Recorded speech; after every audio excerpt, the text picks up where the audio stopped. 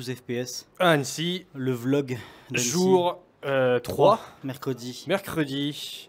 Déjà, on espère que tout le monde va bien, il fait beau. Oui, on a on a un magnifique temps. Profiter un peu du lac aujourd'hui entre deux séances. Ouais. Qu'est-ce qu'on a vu aujourd'hui, Robin? Vas-y, commence. Moi, ce matin à 9h, je suis allé voir The Inventor. Je ne sais plus c'est quoi le nom Léo. français. Léo en français, C'est juste Léo. Dirigé par Jim Capobianco et Pierre-Luc Granjon pour un budget de 10 millions de dollars US qui en fait parle de la vie de Léonard de Vinci à l'époque où l'Italie voulait sa tête parce qu'il commençait à disséquer des corps humains pour comprendre comment ça marchait et comprendre d'où venait la vie, d'où venait l'âme, et où François Ier l'a récupéré en France, et François Ier qui était un petit peu plus orienté vers les sciences et vers les avancées technologiques. Voilà, et ça parle un peu de tout ça, ça parle de plein de choses, ça parle de la ville qu'il a voulu mettre en place qui était basée sur le fonctionnement d'un corps humain et tout ça. J'ai pas eu le temps de me renseigner pour savoir si tout était vrai ou s'il y avait un petit peu des choses qui étaient rajoutées, mais ça avait l'air quand même d'être vachement précis historiquement. Est-ce que c'est plus pour un jeune public, tu dirais aussi, peut-être? Oui, c'est vraiment. Donc c'est un peu vulgarisé. Oui, les enfants vont comprendre tout de suite et tout. C'est très beau. C'est en stop motion avec des grosses parties en 2D et ça chante. Mais franchement, ça chante viteuf et c'est pas très long quand ça chante. C'est très mignon, très très beau, franchement, c'est un très bon moment. Il y a le roi de France, François Ier, la manière dont il est designé, dont il est animé, c'est vraiment très drôle. Et la technique qu'ils ont utilisée aussi, parce que je pense pour des raisons de budget, au niveau des bouches, en fait, ils collent juste les bouches sur des surfaces lisses, ce qui leur permet d'éviter de remplacer les têtes en stop motion. Et c'est très mignon, t'apprends plein de trucs et tout. Donc ça c'est une grosse recommandation. Donc lui il est en compétition. Moi je vais aller lui mettre un petit vote parce que j'ai vraiment bien apprécié. Mais voilà, grosse recommandation quand il sortira, s'il n'est pas déjà sorti, mais je pense pas, d'aller le voir. C'est un très bon moment, c'est 1h20, ça passe très bien et on apprend des trucs et ça fait plaisir. Et toi Jean, t'étais allé voir quoi pendant ce temps? Alors moi je suis à la même heure, au même cinéma mais pas la même salle. Le long métrage en compétition numéro 11, The Tunnel to Summer, The Exit of Goodbyes, donc avec le titre officiellement le plus long du festival. Donc c'est un film japonais réalisé par Tomoisha Taguchi et donc c'est l'histoire de deux lycéens qui se rencontrent et qui par la force des choses tombent amoureux puisqu'ils découvrent un tunnel en fait dans lequel en fait on peut avancer, et plus on avance en fait dans le tunnel, le temps passe pas de la même manière, et la légende en fait dirait qu'on peut avoir ce qu'on veut si on arrive au bout de ce tunnel, mais on vieillirait de 100 ans. Donc, On fait bien les choses, c'est 12 FPS parce qu'on sait que Jean aime pas les animés, du coup on l'envoie le voir. voilà, non mais alors disclaimer, il y a pas longtemps j'ai vu, je vais que je retrouve le nom du réalisateur, j'ai vu Suzume de Makoto Shinkai et j'ai plutôt bien aimé, mais qui est aussi très animé, très drama, machin. Alors j'ai pas aimé le côté drama, voilà, parce que c'est pas ma cam. Surtout qu'à la base c'était un autre film que vous étiez parti voir, c'était un Oui. autre setup mental. Voilà, sauf que j'ai été agréablement surpris. Donc je me suis dit, pourquoi pas donner une chance à celui-là. J'ai pas trop aimé. Je vous cache pas que j'ai trouvé que c'était très cliché par beaucoup de moments. C'est un peu une histoire éculée qu'on a vue 100 fois, même s'ils ont rajouté une histoire de voyage dans le temps dedans, ça sauve pas le truc. C'est un peu creepy sur la fin, sans spoiler, hein, mais moi j'ai pas trouvé ça ouf. C'est mignon sans plus, quoi. Donc voilà, moi je pense pas qu'il gagnera cette année ce film, mais ce n'est que mon avis. Et donc ensuite, petite session MIFA de ton côté. Ouais, MIFA de mon côté. J'ai loupé ma séance pour aller voir le début de les 15 premières minutes de Chicken Run. Voilà. Dommage. On Dommage. verra en vrai, on vous fera un rapport épisodique. Mais oui, c'était compliqué de rentrer. Et puis, donc après une longue pause, à 18h est enfin arrivé le jour moment tant attendu du donc, festival. Voilà, que vous avez pu voir en story donc hier, quand vous a posté Nimona, la projection officielle. La première mondiale, Voilà. ever. Ever pour le public. Donc, Robin, Voilà, moi j'ai à animé. toi la parole, puisque tu étais animateur sur le film pendant combien de temps déjà? Moi j'ai animé là-dessus pendant un an. Ouais, c'est ça, un an.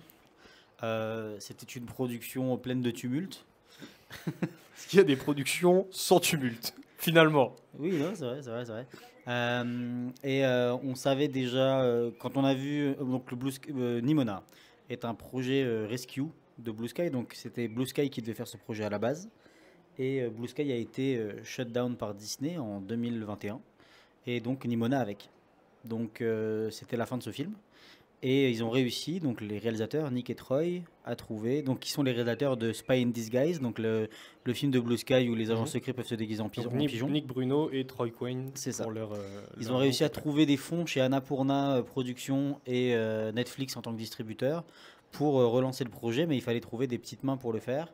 Et c'est tombé chez Dineg Animation à Montréal et Londres et Mumbai. Et donc on s'est retrouvé à... Enfin c'était un peu partout. Il y avait aussi des anciens animateurs de Blue Sky qui travaillaient en remote parce qu'ils voulaient vraiment faire le film. Enfin, il y a eu beaucoup de gens qui étaient vraiment dédiés à ce film parce qu'ils savaient que ça allait être un truc spécial. Et oh putain, ça l'était. C'était. J'ai honnêtement jamais vu une séance comme ça. Vraiment. Où qu'on aille, les gens étaient. Il y avait clairement une attente forte. Beaucoup d'amour pour ce projet. Les gens savent l'histoire. Ils connaissent ici à Annecy, c'est un public de connaisseurs, hein, on le sait. Et ils connaissent l'histoire de Blue Sky, ils savent ce qui s'est passé. Il y a eu un petit rappel par un des réalisateurs de ce qui s'est passé, hein, qui n'a pas manqué de donner les noms. Hein, il a nommé Disney comme le méchant de l'histoire. Là, il y a pas, et franchement, il n'y a rien d'autre à dire. Là, dans cette histoire, Disney est le méchant. Et pour parler du film un peu. Eh bien, donc il y avait aussi l'auteur. Il y avait l'auteur, Andy Stevenson, qui a aidé à l'adaptation parce qu'il faut savoir que le film donc est assez différent du bouquin quand même. Ils ont dû reformater tout ça pour que ça rentre dans un film en 3 actes avec un build-up et toutes ces histoires. Et puis il y a d'autres trucs qu'ils ont changé, qu'ils ont dû rajouter un petit peu, mais ça dénature vraiment pas le propos, ça garde le message en profondeur. Et c'était une séance incroyable. À la fin, on a eu un 20 minutes de standing ovation. Bon, déjà tout le monde a applaudi pendant les crédits sans arrêt, c'était épuisant. Et bon, là, on revient de la séance, donc moi, je suis drainé d'avoir applaudi. Et ouais, c'était fou. Et puis voilà, donc standing ovation pour les réalisateurs. Les gens reviennent en sortant. Il y a eu beaucoup de gens qui sont venus nous voir pour nous dire merci, que c'était trop bien et tout. Ouais, en plus, nous, on portait les t-shirts du crew, donc on était facilement reconnaissables. Il y a eu une bonne standing ovation pour vous aussi. Et on nous amène des tritos. Attends, Sacha, viens, 2 secondes. On a pensé quoi de Nimona? Un de ces gros blockbusters sur Fancy, franchement.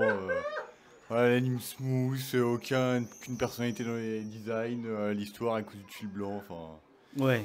Voilà quoi. Au moins. C'est incroyable! Putain! Voilà, vous avez l'avis de Sacha. Ouais, je sais pas quoi dire d'autre en fait sur ça. Allez le voir, ça sort dans 2 semaines sur Netflix. Essayez de vous mettre dans des bonnes conditions, genre enlevez votre téléphone, mettez-vous dans l'ambiance. Malheureusement, il n'y aura pas de sortie ciné. Si vous avez la chance, peut-être, on sait qu'il y a peut-être 1 ou 2 sorties ciné qui vont se faire. Il y a une sortie ciné à Hollywood pour que ça soit qualifié pour les Oscars, mais bon. Voilà. Et je pense que en tout cas pour la nomination, il a toutes ses chances. Au moins pour la nomination, on verra ce qu'il y a en face. Et on sait que les Oscars c'est quelque chose de très politique, très controversé, mais par contre pour la nomination, ce qui est déjà un énorme accomplissement, il a toutes ses chances. Qu'est-ce que je veux rajouter? Beaucoup de gens qui sont venus aussi féliciter l'équipe en disant que c'était vraiment un film important pour eux. Ça traite d'acceptance, ça parle de diversité, et c'est pas des thèmes faciles à aborder, surtout dans l'animation. Surtout, ça a été fait intelligemment, ça te le balance pas en pleine tête. Bien fait, comme certaines autres séries peuvent le faire. Je pense que ça plaira à tout le monde. Ouais. C'est même pour les enfants, tu vois, c'est pas violent particulièrement. Il y a des trucs, mais sombre par moment, voilà. Ouais. Mais c'est pas violent. Et non, l'humour est bien dosé. L'humour est incroyable. Le personnage de Nimona, franchement, applause à Chloé Grace Moretz, la performance vocale, et j'ai pas reconnu. Je savais pas que c'était elle. Je me suis demandé tout le film, j'ai fait mais c'est qui bordel? Elle est géniale. Chloé Grace Moretz, bravo. C'était très dur à animer Nimona. Ouais. Hein. Parce qu'elle a un range où elle peut passer de 100 à 0 en 2 frames. Ouais. Et du coup, c'était très compliqué d'avoir ces énergies-là. Donc animé à 1, bien sûr. Tout animé à 1 en spline. Mais il y avait des fluctuations d'énergie dans les shots qui étaient... Changement de pose osé, des grosses smears. Ouais. Si on veut parler un peu technique. Ouais. Des gros cheats de bouche, des gros cheats de dents, le classique. Moi, j'ai beaucoup aimé la façon de gérer les lip sync. Simple. Pas de prise de tête, non. C'est pas le focus. C'est ça. Il y a pas les de transformations simples aussi. Ouais. Le lip sync très 2D en fait. Ouais. Les transformations très simples. La manière dont on faisait, c'était qu'on prenait le rig, on le mettait en boule, et puis on faisait apparaître le trick par-dessus, et on faisait ça sur 3 frames, avec un petit FX 2D par-dessus, puis c'était fait quoi. Et très beau FX 2D d'ailleurs. Un gros travail aussi, je salue sur la crowd. parce qu'il y a du boulot, bordel. Ouais. Euh, Ça n'a pas l'air vide, c'est aussi c'est un film qui a pas l'air Non, vide. non, c'est ça. Il y a peut-être dans l'institut des fois, oui, mais c'est fait exprès. Ouais, mais c'est bien. Ça, c'est très bien. C'est fait pour. Les rues sont remplies. Enfin, il y a vraiment ça vit de partout. La ville, tu la sens vivre aussi. T'as presque envie d'avoir plus dans cet univers, en fait. Et ouais, peut-être une suite, on sait pas, tu vois. Vu comment La c'était fin- un, voilà, c'est un ça. roller coaster, comme disaient les La réalisateurs. fin est pas. Voilà. Vous verrez vous-même. Mais bon. Ouais, Je- c'est déjà beau que ce film ait vu le jour en fait. Ouais, Voilà. c'est ça. C'est un exploit déjà que le film ait vu le jour, qu'il ait vu le jour avec cette qualité-là, avec cette envie-là, avec tout l'amour que les gens lui ont donné là. Ouais, moi je suis juste ému là d'en parler. C'était une expérience à faire et voilà. Je regrette qu'il sorte pas plus au cinéma. C'est très dommage. Ça, ouais, ça mérite le grand écran parce que Ça mérite avec largement un le grand système écran. de Après, on son sait pas. et- On sait qu'il y a eu des films qui ont une deuxième vie au cinéma après une nomination aux Oscars. C'est vrai. On croise les doigts, on touche du bois et on souhaite la meilleure vie à ce film possible. Bah, donc, Et voilà. voilà. La suite de la soirée, bah, là, donc là, on vous arrête le résumé. On sort de la séance de Nimona parce que Ouais. la suite de la soirée pour toi, Robin, c'est soirée Netflix, Netflix, Nimona. jusque minuit, ouais. Moi, ça va être assez tranquille. On aura peut-être une projection en plein air, mais c'est des films qu'on connaît déjà. Et voilà. Et voilà. On va rattraper un truc. Sacha. Et donc on va vous faire un petit rattrapage. Donc déjà, re-bienvenue dans 12 FPS, Sacha. Ah là là, la place est encore chaude, c'est gentil. Vous avez mis du monde à ma place, c'est ça? Ouais, des morts, ouais. Bah non, c'est pas chaud du coup si vous mettez Ça des dépend, ça dépend. morts. Ah, d'accord, très bien. Ah oui, la putréfaction, tout ça, Ouais. oui, je vois. Oui, Bah, c'est pour rattraper parce qu'on n'a pas pu t'avoir mardi. oui, Mardi, t'allais voir un film oui. qui s'appelait La forêt de Mademoiselle Tang, un moyen métrage. Et il y avait aussi un autre moyen métrage qui s'appelle Garden of Remembrance. Et tu peux nous en parler un peu, qu'est-ce que t'en as pensé? C'était très beau et très différent les deux. La forêt de Mademoiselle Tang, c'est par Denis Do qui avait fait Funan, le long métrage qui racontait Funan, c'était bien. l'histoire compliquée du Cambodge. Et là, il revenait sur une partie de son héritage qui est celle d'une communauté chinoise qui s'est expatriée au Cambodge et dont ses parents sont issus. Et il revient sur l'histoire de ces familles chinoises qui ont décidé de s'expatrier au Cambodge. Et ça parle du coup d'une famille sur 6 générations, sur 200 ans, autour de leur maison, leur lieu de vie, leurs activités, leurs inquiétudes sur qu'est-ce que sera l'avenir en fonction de tout ce qui s'est passé, avec le point de vue de l'inverse de ce qui s'est passé pour lui, puisque sa famille a immigré au Cambodge, la famille chinoise qui décide de rester en Chine et de croire en l'avenir qu'ils ont ici sur place. Ok, super. C'est très lent, contemplatif, très plaisant. Ça a été doublé avec la langue de la communauté, donc c'est encore plus immersif. Il y a un souci du détail qui est magnifique. Il y a vraiment une vraie immersion de ce que ça aurait pu être à la fin du 19e siècle, au milieu du 20e, jusqu'à nos jours, le 21e. Très plaisant, très sympathique. Et le deuxième, c'était Garden of Remembrance d'une réalisatrice japonaise dont j'ai oublié le nom malheureusement, mais dont je pense que les informations seront facilement retrouvables. Et c'était un court-métrage un moyen-métrage, pardon. Si je devais le décrire très facilement avec des mots qui ne rendraient pas justice à ce qu'elle œuvre, mais c'était en gros du kawaii ultra coloré avec des aberrations chromatiques.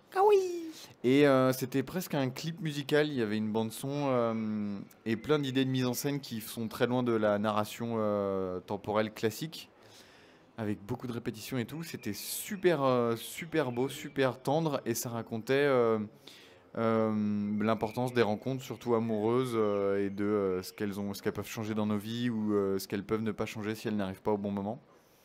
C'était bien survolté, très différent, très plaisant aussi.